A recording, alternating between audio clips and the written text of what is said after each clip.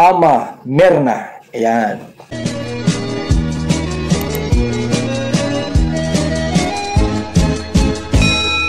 Hello, good morning! Dito sa aking sasabihin ngayon, ito hindi po isang pangbabash o hindi po isang pang-aaway, hindi ito isang pang-a-against kay Erica at kay Edu, kundi isang pang-o-okray lamang sa kanila. Good vibes lang po ito ha. Mangungulit lamang ako sa kanilang dalawa. Dahil sa napapansin ko, dahil sa aking mga naobserbahan, itong mga nakaraang mga araw, itong mga nakaraang mga videos ni Kalinga Prab. Tuwan-tuwa ko doon sa episode nila, yung nagbigay ba ng bangka si Kalinga Prab sa lolo ni Erica. Tuwan-tuwa ako doon, lalo na nung nandun sila sa dagat. At silang lahat ay tuwang-tuwa sa nangyari kay Erica at kay Edu nung sila ay sumakay doon sa bangka. Yung episode na yon ay natutuwa ako sa nangyari sa kanila sa mga scene na mga ginawa nila doon. Sigurado na maraming mga supporters ng Edrica ang nasiyahan sa nangyari ngayon nung sumakay si Edu at si Erica doon sa bangka. At isa pa doon, yung nakakakilig doon na part ay yung nung bumaba na sila sa bangka at naglalakad papunta na doon sa kinaroroonan ng mga kasama nila ay magkahawak kamay ang dalawa. Hinawakan talaga ni Edu si Erica para sa ganon, alalayan doon sa maputik o sabihin na lang natin hindi magandang daanan doon sa dagat.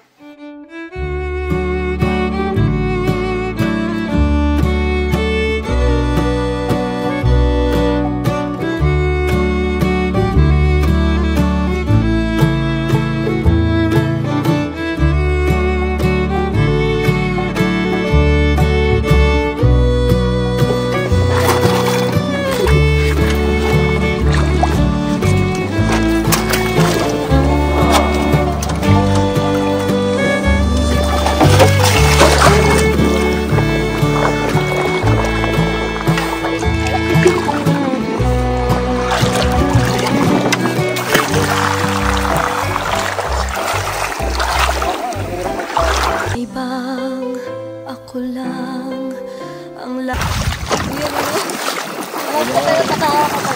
lagi mong iibigin kung sa'yo.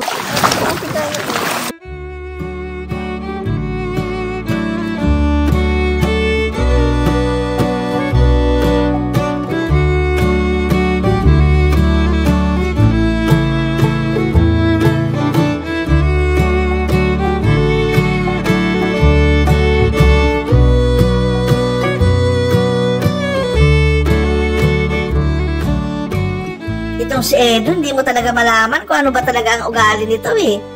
May pagka, may pagka Robin Padilla yung dating, di ba? Tahitahimik pero iba bumanat eh. Tingnan mo nga, nanliligaw pala siya kay Erica pero yan humahawak ng kamay na. O di ba? Ganyan si Edu, ala Robin Padilla talaga. Kalmado pero astig. Alam naman natin na kahit yan ay lang yan, serye-serye lang yan o kalingap serye lang yan. Pero yung dating ng kanilang samahan ay parang may something na. Kasi si Edu ay may kunting pagtingin din kay Erica. Crush din niya si Erica. At ganoon din si Erica, meron din siya pagtingin kay Edu. Pero hindi pa naman talaga official na sinasabi o sinagot ni Erica si Edu. Sa ating palagay yun, sa ating nalalaman, hindi pa sinasagot ni Erica nga si Edu. Pero off-cam, hindi natin alam kung anong nangyayari sa kanilang dalawa. Kasi napansin ko nga na nung nandun na sila sa bahay ni Erica, ay nagsabi si Erica na meron siyang sorpresa kay Edu. Nagbigay siya ng isang cake kay Edu dahil 200,000 subscribers na si Edu. O di ba? Pero dito ako na sorpresa sa nakatatak doon sa cake na ito. Tingnan po natin. Pansinin po ninyo. O di ba? Nakalagay diyan, from your baby girl. Grabe, baby girl na si Erica kay Edu. Ang tawag kasi ni Edu kay Erica ay baby girl. May lambing yan eh, yung baby girl. Tawagin mong baby girl na isang babae, may lambing yan. Kasi kung hindi pa kayo o wala pang namamagitan o wala pang something sa inyo o hindi pa kayo MU, hindi mo basta-basta tawagin yan baby girl. At hindi ka rin basta-basta magpatawag ng baby girl. Siyempre tatawagin ka sa pangalan mo. Pero yung baby girl na itatawag na sa'yo, ibig sabihin, may malalim na samahan si Erica at si Edu. O, di ba ang saya-saya? At nag-blush din si Erica, ha? Nung tinanong ko ano ibig sabihin nun, may isa pang nakatatak doon eh. Hindi ko lang maintindihan kung ano ibig sabihin nun. Pero nag-blush si Erica nung tinanong nila kung ano ibig sabihin nun. Oh, hindi maitatago yan. Talaga silang dalawa, oh. May something na nga siguro. At si Erica na nagbigay din ng cake, bakit niya ipapatatak doon yung salitang from your baby girl? Kung wala siyang gusto kay Edo, hindi niya ipapalagay yan. Your baby girl, di ba? Hindi man natin alam o hindi man natin nalalaman yung nangyayari off-cam, pero alam natin na na silang dalawa ay magkakatuluyan. Ayan ha, obserbasyon ko lang yan. Sa aking palagay lang yan, ewan ko sa inyo. Hindi naman ako against doon sa kanilang dalawa. Tuwan-tuwa nga ako eh, pag silang dalawa magkatuluyan. Kasi sa una ko pang mga video ay supportado ako sa kanilang pagiging love team. Marami talaga napapasaya kay Edu at kay Erica. Bagamat nung una ay maraming against sa kanilang dalawa, pero ngayon tanggap na. Marami nang nagmamahal sa dalawa.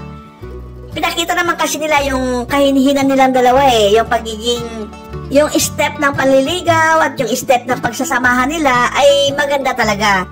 Hindi sila nagde-deny. Kung anong tanungin mo kay Erica, sinasagot niya. Kung tatanungin mo naman si Edu, sasagutin din niya. Kaya nga nalaman eh na silang dalawa ay may kursunada sa isa't isa dahil sa interview sa kanila. Walang denial yan. Hindi pa kunwari o hindi ka plastikan yung kanilang samahan. Gaya ng iba na patanggi-tanggi pa pero sa totoo sila na pala. Hindi ganyan si Edu at saka si Erica.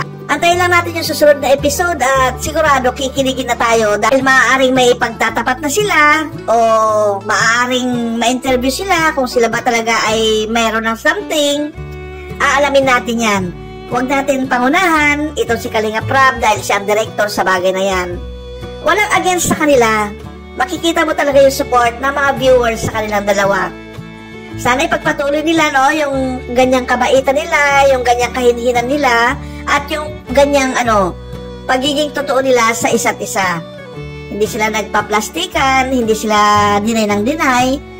At yan ay kinakatuwa ng mga viewers o ng mga supporters doon kay Erica at kay Edu.